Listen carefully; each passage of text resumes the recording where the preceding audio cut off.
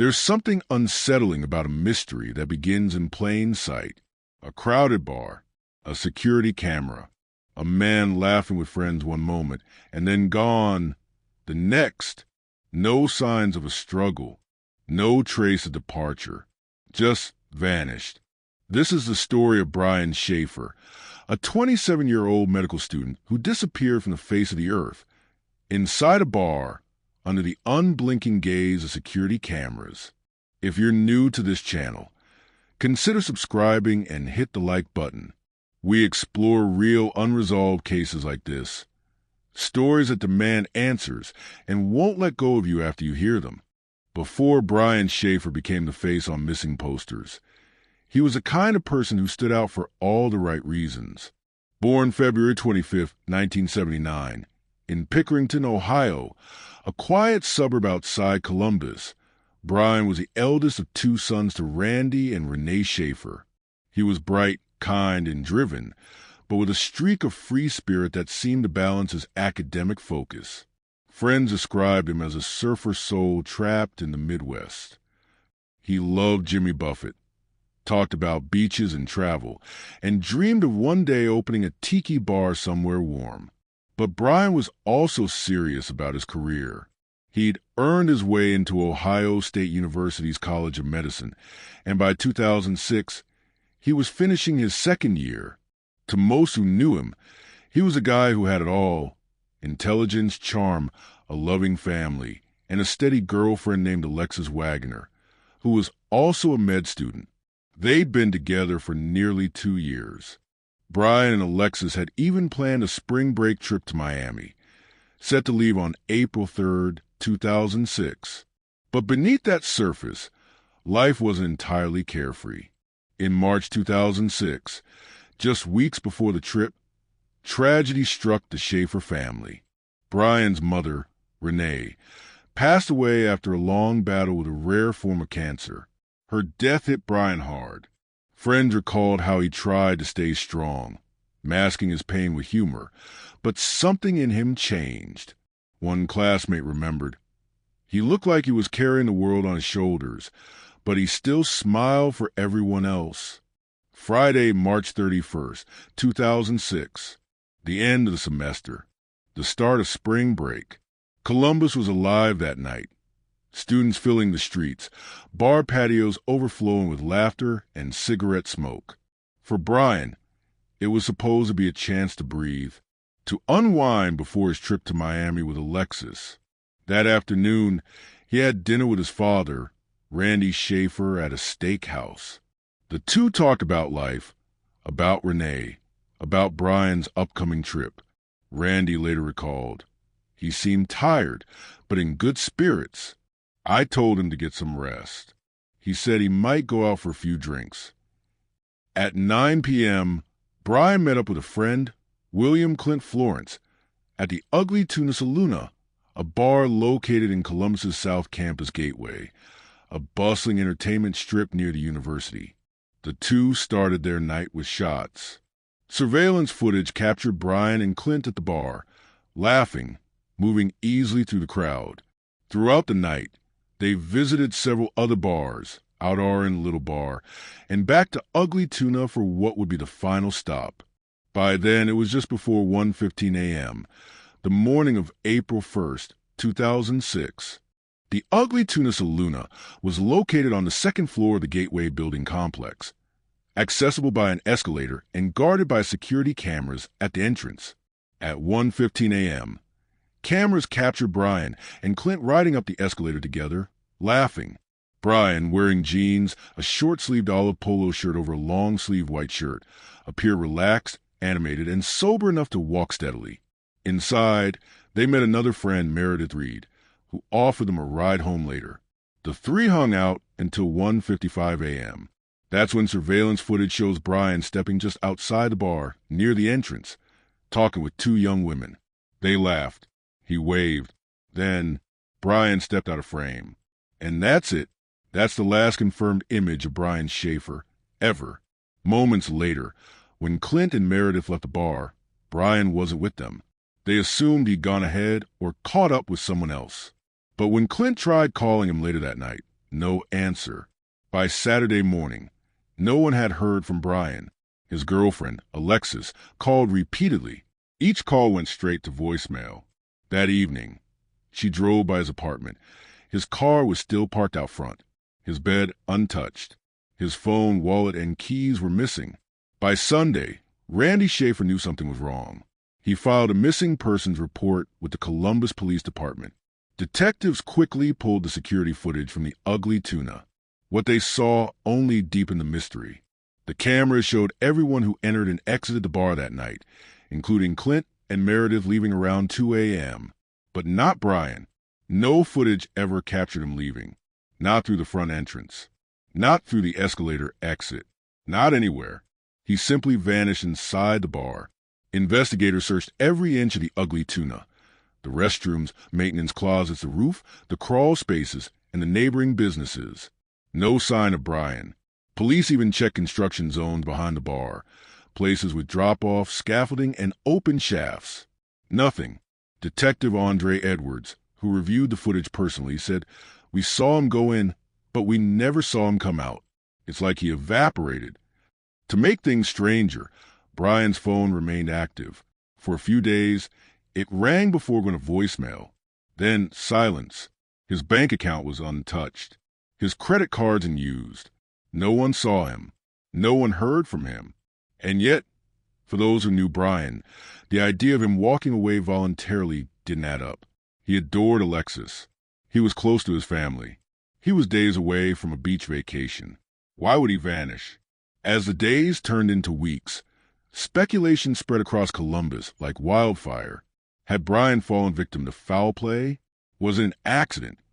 Something inside the bar's unfinished areas? Or, as some whispered, did he walk away from his life entirely? Police questioned everyone who was with him that night. Clint Florence cooperated, but later stopped responding to further interview requests. He would eventually hire an attorney and refuse a polygraph test. Meredith, the other friend, passed hers. Alexis, devastated, called Brian's phone every night, just to hear his voice on the voicemail.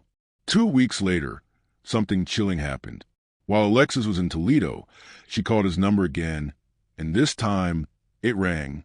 For the first time since he vanished, it actually rang. She was so startled she called police immediately. Investigators traced the signal. It pinged from a cell tower in Hilliard, Ohio, roughly 14 miles from Columbus. But the carrier later explained it could have been a ghost ring, a glitch from a tower catching a previous signal. Still, that moment gave everyone a flicker of hope. By the end of April 2006, there was no trace, no sightings, no answers. Brian Shaffer, a bright young medical student, a loving son, a devoted boyfriend, walked into a bar filled with people and cameras and was never seen again. Columbus police launched one of the most exhaustive searches in the city's history. They began with the basics: the Ugly Tuna Saloona and its surrounding area. Officers swept nearby alleys, construction zones, dumpsters, rooftops, and even storm drains. Police dogs were brought in to track scent. Divers were sent into the nearby Olentangy River, a cold, murky stretch of water not far from campus. Nothing. No clothing. No wallet. No phone. No body. Detective Andre Edwards, the lead investigator, said later, "We treated every inch of that area like a crime scene, but there was just nothing. No sign of him going in any direction." Meanwhile, the Shaffer family, Randy and Brian's younger brother Derek, began organizing their own searches. Flyers with Brian's smiling face were plastered across Ohio State's campus, local hospitals, and bars across Columbus. The words, "Have you seen Brian Shaffer?" became part of the city's rhythm, murmured by strangers at gas stations, posted on lampposts, and repeated by newscasters. As police ran out of physical leads, theories began to multiply. There was no evidence of foul play, but there was also no proof of voluntary disappearance. It was as though Brian had been swallowed by the night. Some theorized he'd left through a back construction exit, an unfinished area of the building that was unmonitored by cameras. But investigators searched it extensively and found no sign of disturbance. Others speculated he had fallen into one of the construction shafts or accidentally injured himself. But again, nothing turned up. The most far-fetched theory, but one that still lingers online, claimed Brian was a victim of the smiley-faced killer theory, a loosely connected set of drownings across the Midwest involving young men. Yet, with no body, no water link, and no confirmed connection, that theory quickly lost traction. While detectives worked the case, Alexis Wagner refused to give up. She called Brian's phone every night, leaving messages that were equal parts heartbreak and hope. In one voicemail, she said softly, "Brian, if you're out there, please just call. You don't have to explain anything. I just need to know you're okay." Her friends recalled how she refused to believe he was dead. Every morning, she checked his social media, hoping for a sign-in or a post. Every night, she prayed. When reporters asked her about Brian, she said, "He wouldn't leave without saying goodbye. Not to me, not to his dad. He just wouldn't." As a Miami trip date came and went, she still kept her bag packed for weeks, just in case. Of all the people questioned, Clint Florence, the friend who'd been out with Brian that night, drew the most attention. Detectives asked Clint to take a polygraph test. He refused. He later retained an attorney and stopped cooperating altogether. Meredith Reed, the other friend who gave him a ride that night, took the test and passed. To some, Clint's silence was suspicious. To others, it was self-preservation, the fear of being blamed for something he didn't do. Police stated publicly that Clint was not considered a suspect. Still, the optics were bad. Online forums began to buzz. What is he hiding? Did he know something? Why lawyer up? Years later, Clint's attorney would issue a statement saying, "My client has told the police everything he knows. He has no further information to provide." But the silence left a shadow that never fully disappeared. By now, one mystery stood above all others. How could Brian have left without being seen? The Ugly Tuna Saloona had one primary entrance and exit, both covered by surveillance cameras. There were no hidden doors, no emergency exits leading outside without triggering alarms.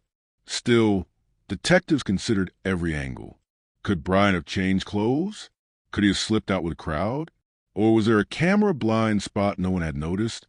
One small possibility emerged: a service exit near the bar's back area, which led to a construction zone. That zone was poorly lit and had no cameras. If Brian had wandered back there, possibly intoxicated, he could have fallen or been injured where no one would see him. But again, extensive searches found nothing. It was as if the building had swallowed him whole. In September 2006, 6 months after the disappearance, the Shaffer family received a cruel shock. Someone left a message on a web memorial page dedicated to Brian.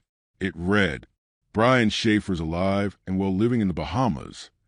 Signed, "Don't forget Clint." Police traced the message to a public computer in Franklin County, but it turned out to be a hoax. Randy was furious. He told local media, "This isn't a joke. My son's life is not entertainment for people on the internet." But that wouldn't be the last time the case attracted the attention of online sleuths. Over time, Brian's disappearance became one of the most analyzed missing persons cases on internet forums, podcasts, and Reddit threads, each new theory darker than the last. As months turned to years, Randy Shaffer carried the weight of not knowing. He refused to move from the family's Pickerington home, keeping Brian's room exactly as it was, untouched. He continued to distribute flyers, call detectives, and even visit psychics when logic failed. In one interview, Randy said quietly, "I don't care if Brian's alive or dead. I just need to know where he is." In 2008, tragedy struck again. Randy was killed in a freak accident. A windstorm knocked down a branch that struck him while he was outside his home. He died instantly. At his memorial, friends placed a photo of Randy beside one of Brian. Father and son, both gone, one without peace, the other without closure. Each year, friends and former classmates held a vigil for Brian. One year, hundreds of candles lined the sidewalks outside the Ohio State campus. Alexis Wagner attended every one. She never stopped wearing the ring Brian had given her before spring break. In one quiet moment, she said to a reporter, "I just want to bring him home, wherever that is." To this day, her number and Brian's remain connected in cell tower data as frequently dialed, a ghost tethered to a voice that never answers. In the weeks following his disappearance, Detective Andre Edwards and his team watched the surveillance footage from the Ugly Tuna Saloona over and over, hundreds of hours, slowed down frame by frame. The bar had two main cameras, one aimed down the escalator entrance, the other covering the interior entrance where patrons came and went. At 1:15 a.m., they saw Brian step off the escalator with Clint Florence. The two exchanged jokes, greeted other patrons, and disappeared inside. Between 1:40 and 1:55 a.m., Brian was seen talking to two women, Brighton Zika and Amber Ruick, near the bar's front. At 1:57 a.m., Brian turned toward the entrance, smiling, waving, and stepped out of frame. And that was it. When the camera caught motion again a few minutes later, it was only strangers, students leaving for the night. No Brian. Investigators became obsessed with timing. They synchronized clocks from inside the bar, the exterior escalator, and the main gateway surveillance feeds. Every timeline matched. If Brian had exited to the main door, it would have been caught. The feed was continuous. The lens never blinked. So how could he disappear? Some experts suggested Brian might have left disguised, swapping clothes with another patron, covering his face, even donning a cap or hoodie. Others thought he could have slipped out with a group of people, blending in during a moment of crowd movement. But when detectives compared each frame, they found no one matching Brian's build or hair, no one resembling him leaving. Every possibility led back to the same answer. He entered. He was never seen leaving. Behind the bar, the Gateway complex was undergoing heavy construction at the time. Concrete walls, metal scaffolding, drop-offs leading into unfinished parking structures. There was a narrow service corridor behind the Ugly Tuna, leading to this area, unmonitored, dimly lit, and partially open. If Brian had wandered through it, disoriented or intoxicated, he could have fallen, been injured, or trapped. Police scoured with dogs and infrared cameras. They found nothing, no trace of clothing, blood, or remains. Detective Edwards later said, "We cleared that space down to the dust. There was no sign he ever stepped through that door." Still, to this day, some investigators quietly admit that if Brian's body was somehow concealed behind walls or concrete during later construction, it might never be found. For a time, there was confusion about one possible exit, an emergency staircase near the bar's rear kitchen area. Could Brian have slipped out there unnoticed? Police checked. The door was alarmed and locked from the inside. Had it opened that night, the alarm would have gone off. It didn't, but theories persisted. Online sleuths began reconstructing the bar's layout from blueprints, trying to map possible routes Brian could have taken. Every route dead-ended. The mystery of how a man could disappear inside a fully monitored building became almost metaphysical. Months later, the Shaffer family hired an independent video analyst, Dr. Ronald Turner, to re-examine the tapes. Turner specialized in digital video compression, understanding how frames might skip or distort. His analysis revealed something odd, a 1-second camera skip right after Brian waved the two women. One missing second, nothing dramatic, but enough to make online investigators question whether the footage was tampered with or simply glitched by old recording equipment.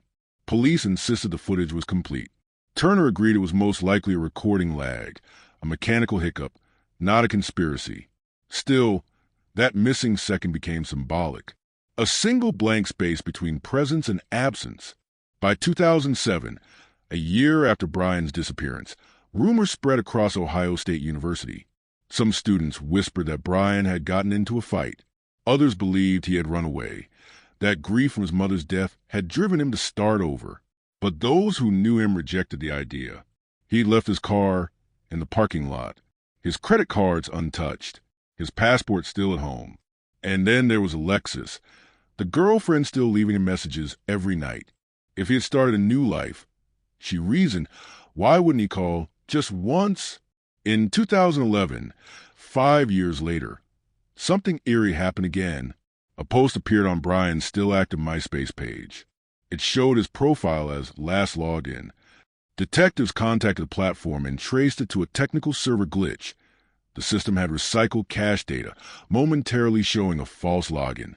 Still, For a brief moment, it reignited the question, was Brian still out there? The internet has a strange way of keeping the dead alive. For families of the missing, every notification feels like a ghost knocking. As investigators look for similar cases, they found none that matched perfectly. Young men going missing after nights out weren't unheard of. Many were found drowned, victims of misadventure. But not like this. Not inside a camera-covered building. Not with zero trace, no movement, no sound, no clue. For experts in criminology, the Shaffer case became a teaching example of how modern surveillance can still fail to capture truth. One retired FBI agent said, "It's one of those cases that reminds you, cameras don't solve mysteries. They just record them."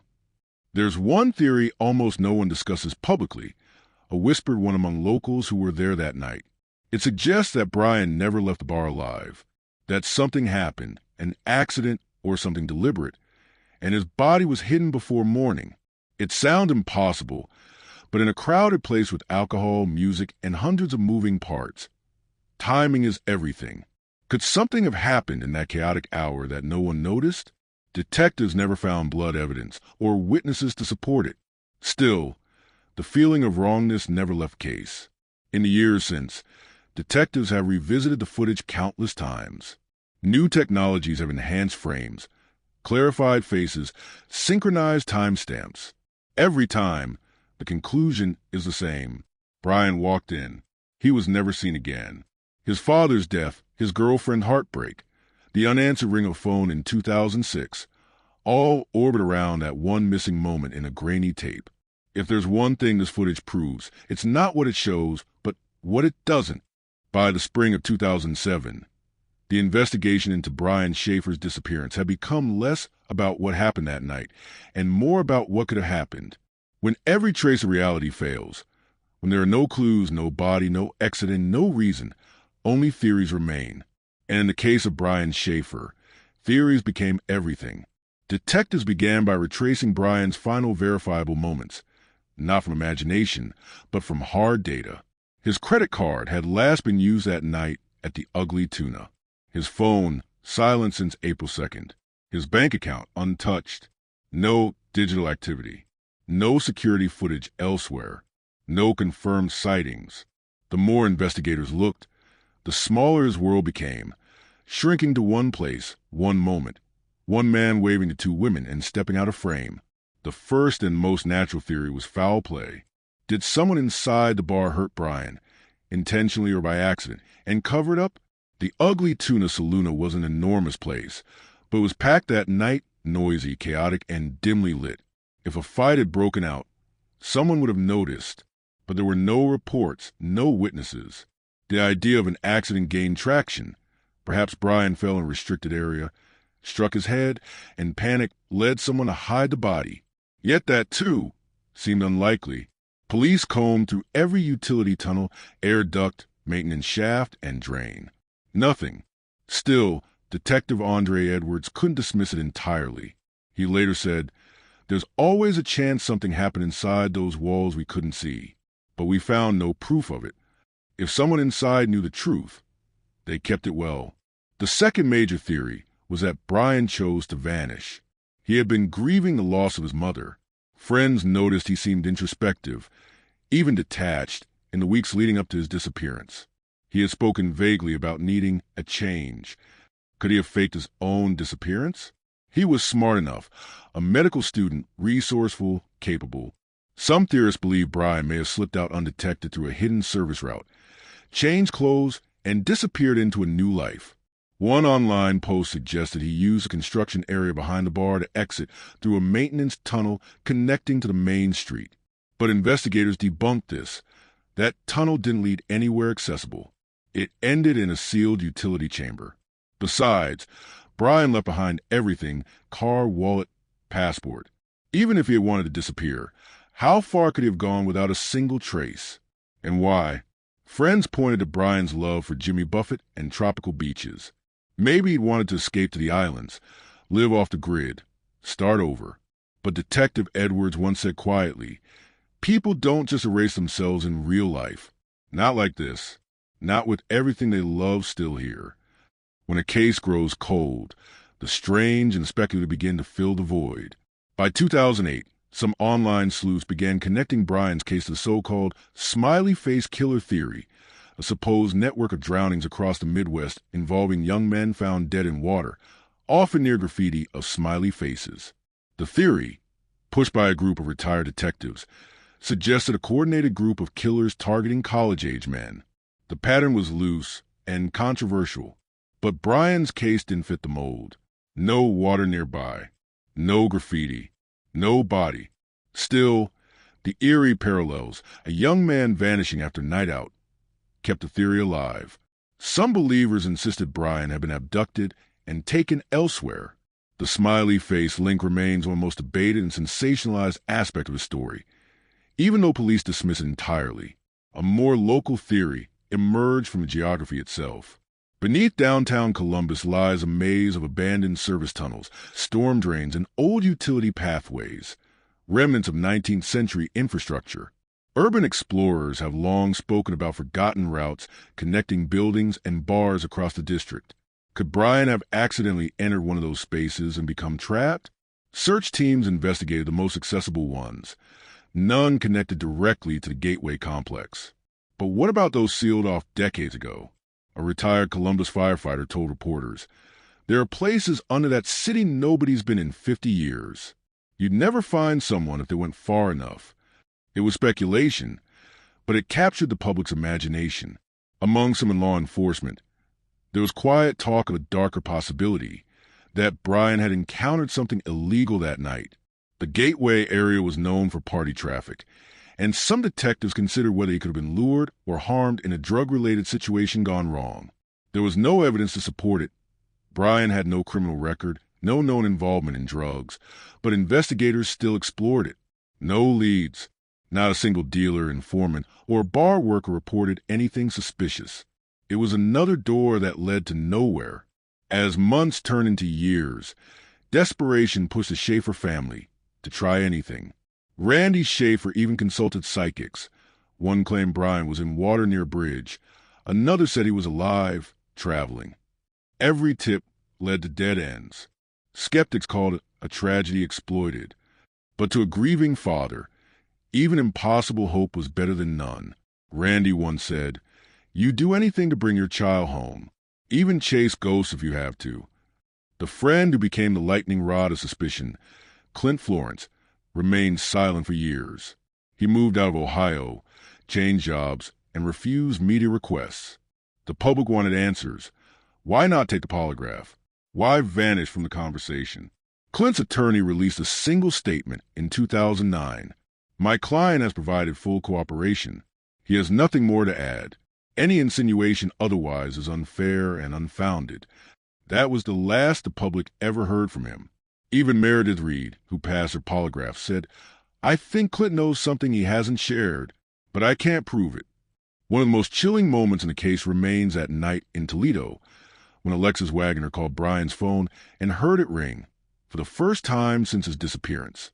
The call pinged from a tower in Hilliard, 14 miles from a bar. Hope surged. Was he alive? Verizon later explained that phones could ring even if they're inactive, due to tower lag or automatic redirection. But it didn't stop the feeling that for one fleeting second, Brian's ghost had answered. Every missing person case leaves behind a question of motive, something that explains why. For Brian Shaffer, there was none.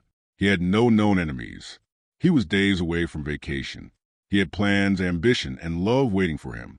Nothing about his life pointed toward running, and nothing about that night pointed toward death. It was as if the universe had carved a hole, and Brian had slipped through.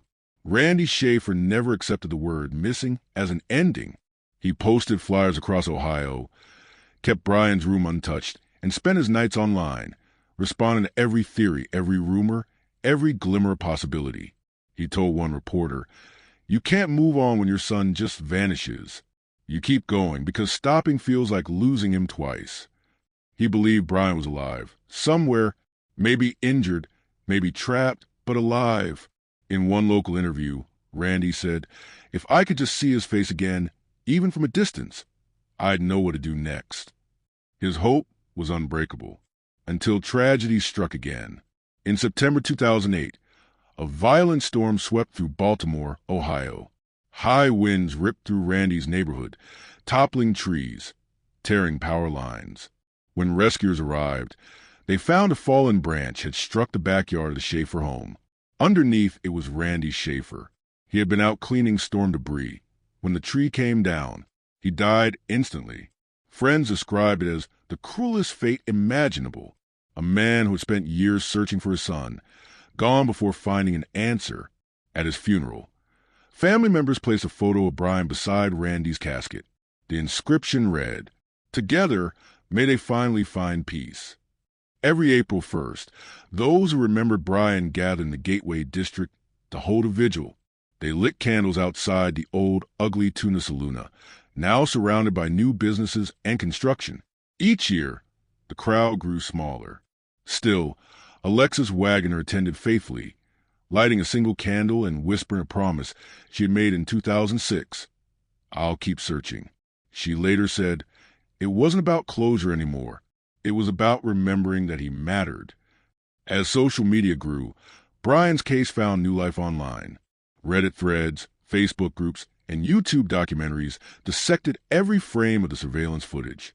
One community, Find Brian Shaffer, drew thousands of members, each proposing new theories.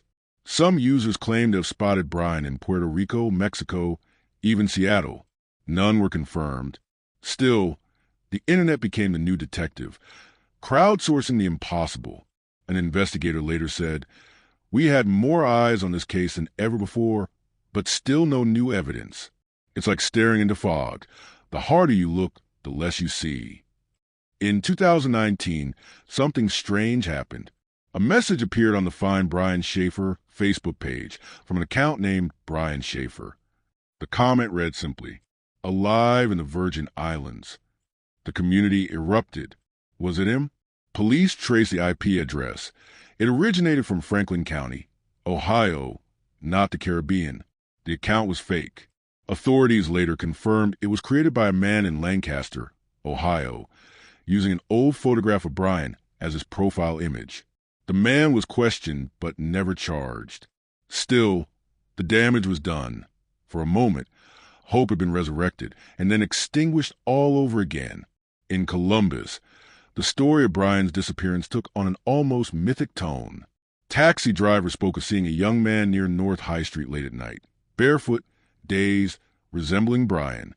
Bartenders whispered about the ghost of the tuna, a figure glimpsed through security cameras after closing hours. It became a kind of urban folklore. But beneath the myth was a very real truth. Brian's absence had carved a space in the city's collective memory.